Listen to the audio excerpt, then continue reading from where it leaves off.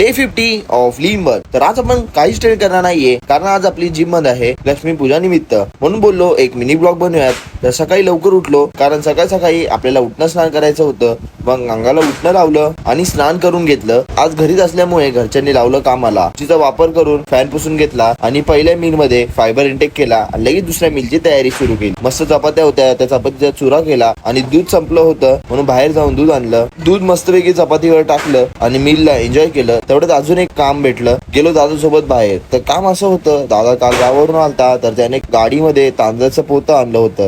मग पोतं स्कूटीवर लोड केलं आणि आपण एक पोतं घेऊन गेलो घरी. आता एवढं काम केलं म्हणल्यावर भूक तर लागणारच ना. मग थर्ड मील मध्ये मसाली भात खाल्ला आणि दिवाळीसाठी लाइटिंग लावून घेतली. थोडा वॉटर इंटेक केला. मग लगेच लक्ष्मी पूजनाची सुरुवात झाली. मस्तपैकी लक्ष्मीचा फोटोला ठेवला आणि आपण आपल्या लक्ष्मीला गेलो हार लावायला. आता आपण आपले लक्ष्मीच तर आहेत ना.